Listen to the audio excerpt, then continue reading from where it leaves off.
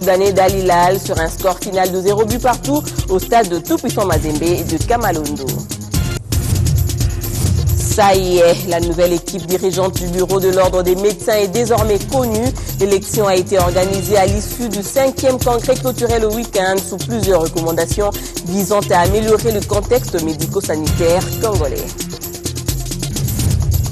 La RDC va totaliser 55 ans depuis son accession à l'indépendance. Toutes les classes politiques sont appelées à l'unité au-delà des divergences politiques. La question du déroulement du dialogue politique divise encore majorité et opposition. Des réactions à suivre dans ce journal. Étienne Tshisekedi se dit favorable à la tenue du dialogue politique, mais à condition que cela se déroule sous l'égide de la communauté internationale. Selon Bruno Mavungu de l'UDPS, le climat politique actuel exige que cela se passe sous la direction d'une médiation. Je vous propose de suivre ici Bruno Mavungu. Nous pensons qu'il faut que les gens puissent se parler avant d'aller aux élections. La tension ne fait que monter. Il y a une certaine méfiance entre les acteurs politiques. Donc, il est vraiment impérieux que ce dialogue puisse se tenir afin d'obtenir des élections apaisées. Il n'y a pas de raison de blocage. Et quand vous dites les autres ne veulent de la médiation internationale, je ne sais pas, vous faites allusion à qui? Parce qu'en fait, les partis en présence, la partie Étienne Tshisekedi et tout ce qu'il y a comme partis qui font le changement. Donc la médiation internationale n'est pas une exigence de l'UDPS. Nous avons toujours dit que nous n'avons pas de préalable à présenter. Donc ce n'est pas notre exigence, c'est bien le prescrit de l'accord cadre suivi de résolution du Conseil de sécurité des Nations Unies. Ils ne seraient pas les premiers, ils ont tenu des concertations, ils ont fait beaucoup de choses sans nous. Pour Alain Atundu, proposer une médiation internationale serait comme poser des préalables à la tenue du dialogue et donc affirmer son refus de participer à ces assises. Il estime pour sa part que les questions concernant la République démocratique du Congo doivent se traiter entre fils et filles du pays. Je vous propose d'écouter Alain Atundu. La position fondamentale, c'est que nous n'avons pas besoin, il n'est fait aucune obligation à une puissance ou à un partenaire étranger d'intervenir dans notre dialogue, dans nos relations. Et donc, exiger comme préalable ou condition sine qua non la présence d'une médiation étrangère serait peut-être une façon camouflée de refuser le dialogue. Je crois que là, il faut être franc. Le dialogue, c'est un échange interactif entre les Congolais sur un sujet donné ou sur quelques sujets. Et donc, on ne peut pas poser des préalables à un dialogue. On peut poser des préliminaires. Alors, lorsqu'on pose des préalables, c'est qu'en réalité, on n'est pas disposé à écouter l'autre et donc à enclencher le dialogue.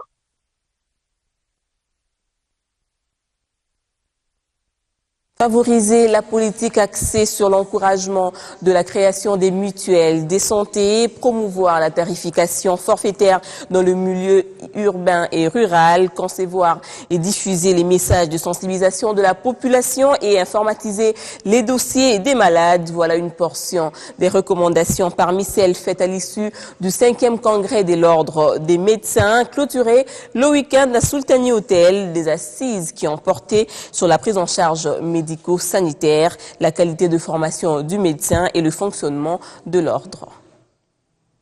Il a fallu attendre après un retard d'environ 5 heures dans le programme fixé pour arriver à ce mot de clôture du président de la République rendu par le président du comité organisateur de ce 5e congrès de l'ordre de médecins.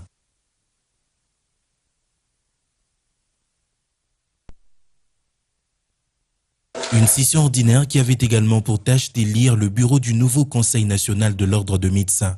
Un nouveau Conseil national est constitué et qui sera présidé par le Dr Nsadi Fouene et qui sera assisté par son vice-président, le Dr Liaki Lambo, et comme secrétaire général de notre ordre, Dr Tsitenga Kabasele. Une lourde charge ayant nécessité une certaine flexibilité de la part tant du bureau électoral que du comité organisateur du congrès pour départager le membre venu de Kinshasa et de l'intérieur du pays. En matière électorale, c'est assez compliqué. On ne s'y attendait pas. Mais c'était assez compliqué parce que finalement, il y a eu deux courants. Soprom a trouvé une solution.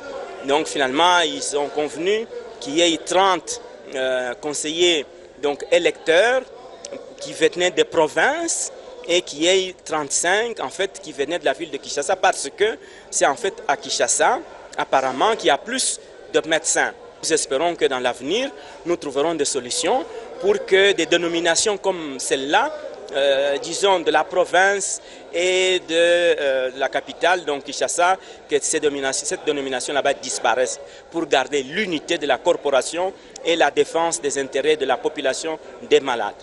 Pour couronner ces travaux de 3 jours, une série de recommandations a été faite dans le but d'améliorer le contexte médico-sanitaire congolais. Pour l'accessibilité aux soins, il faille favoriser la création de mutuelles de santé en évitant l'expérience où l'art de guérir était soumise à des fortes restrictions de prestations. Informatiser les dossiers des malades, du médecin. Redéployer des médecins au niveau du centre de santé rural, au niveau des centres de santé ruraux, pour impulser le paquet complémentaire d'activités. Améliorer l'accueil du malade à tous les niveaux du système de santé. Impliquer l'ordre des médecins dans les démarches d'ouverture, de formation sanitaire et dans les états de lieu d'évaluation des plateaux techniques. Soucieux de la qualité d'enseignement des futurs personnels soignants, le CNOM sollicite également l'autorisation de la part du gouvernement de procéder à la fermeture de toutes les facultés des médecines non viables à travers le pays. Une lourde charge pour la nouvelle équipe dirigeante de l'ordre des médecins. Elle promet, par le truchement du docteur Nsadi Fouémé, de travailler en collaboration avec tous les membres. Suivez. C'est un jour mémorable. Mémorable d'abord pour notre modeste personne. Moi personnellement, il y a le bureau qui va nous accompagner. Mais surtout aussi pour toute la corporation. Tout ce qui va être fait le sera selon votre volonté. Les volontés qui sont couchées, comme nous l'avons dit lors de notre speech d'avant les élections, les volontés couchées dans nos résolutions. Ce sera notre feuille de route. La deuxième chose que je voulais ajouter en urgence, c'est qu'il y a effectivement des problèmes donc prioritaires, extrêmement prioritaires, que nous avons tous relevés ici. Et le bureau va devoir s'y atteler le plus rapidement possible. C'est notamment la souffrance au niveau des dossiers disciplinaires, très rapidement. Mais aussi et surtout,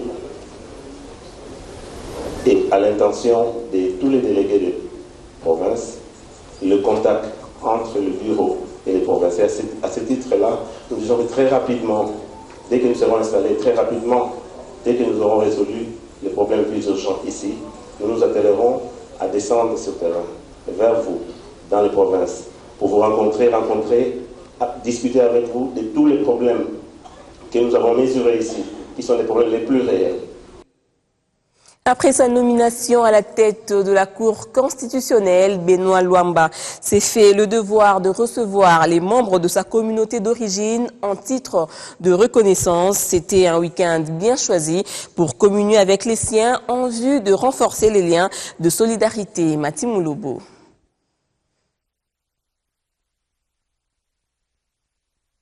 Ces filles, tous membres de la communauté Mba se sont retrouvés dans cette salle pour accueillir officiellement le président de la Cour constitutionnelle et quelques autres membres. Depuis la nomination officielle de Benoît Luamba, c'était ici l'occasion pour lui de communier avec ses siens, un honneur qu'a partagé aussi Francine Mouyumba, présidente de la jeunesse panafricaine.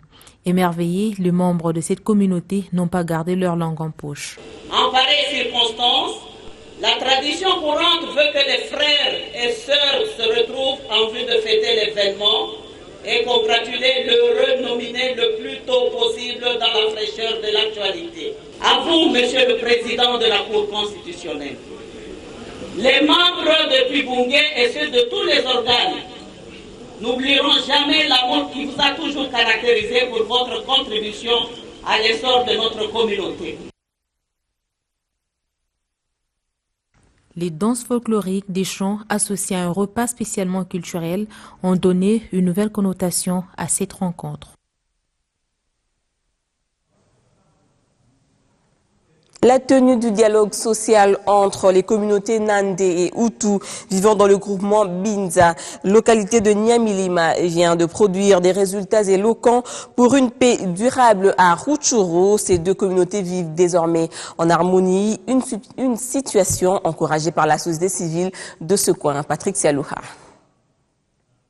Ils vivent actuellement en parfaite communion, les membres des communautés Hutu et Nandé, dans la localité de Nyamilima, à une centaine de kilomètres au nord de Goma, en territoire de Rutshuru.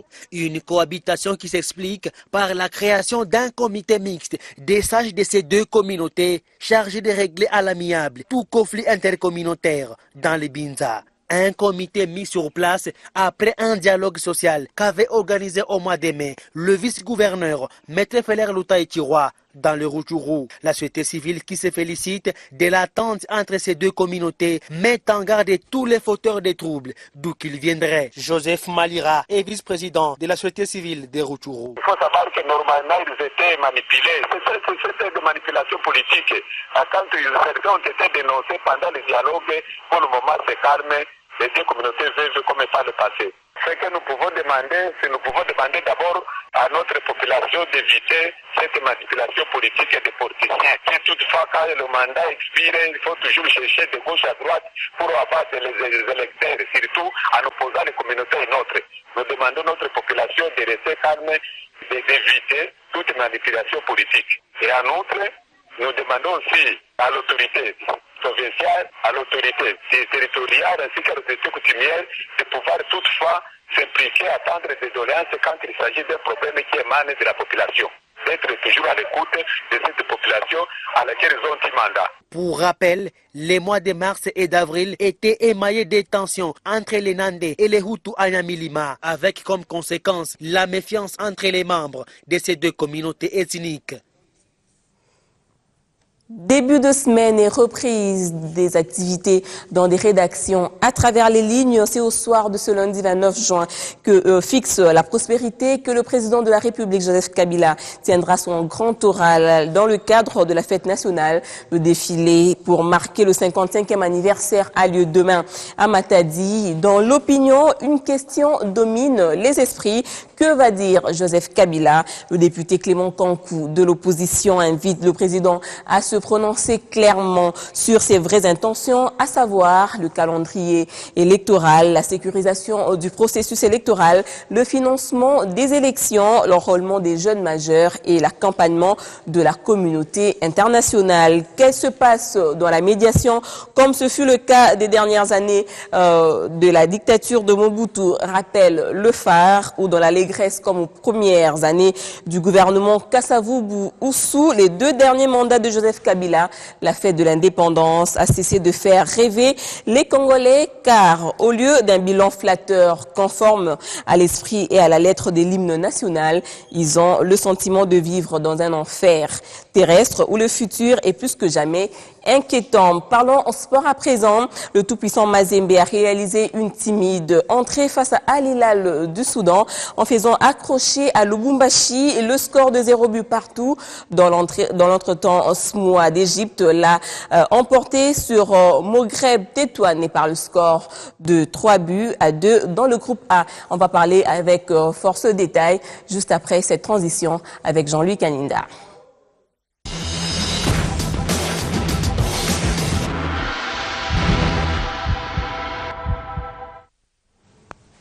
Jean-Louis Kaninda, bonjour. Bonjour Corinne Saboué. Alors, parlons de l'historique des confrontations entre Mazembe et l'Al Hilal du Soudan. Alors, pour la petite histoire, les deux clubs se sont rencontrés à 7 reprises.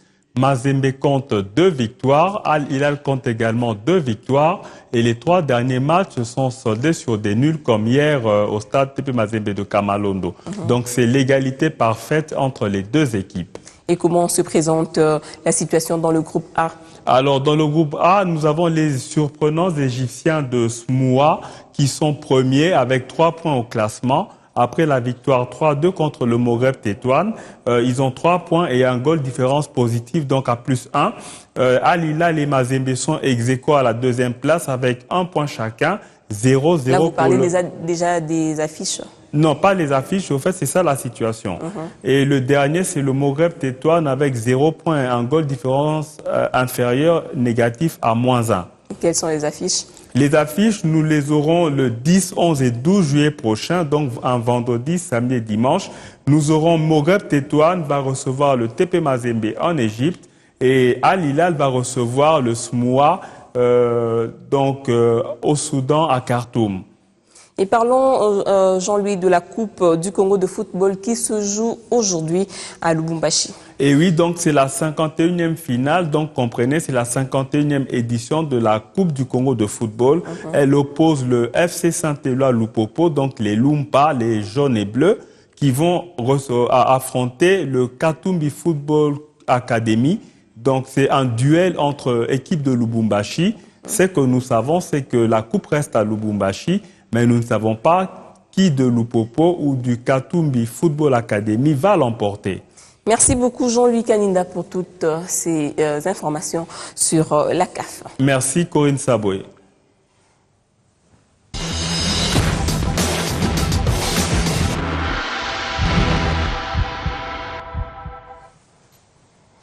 On va rester dans le Katanga pour dire que c'est ce 29 juin que Kalemi célèbre la journée internationale de soutien aux victimes de la torture. La cérémonie a lieu à la place publique de Mandeleo. Le coordonnateur du réseau à Tanganyika a souligné qu'il y a beaucoup de cas de torture qui sont répertoriés.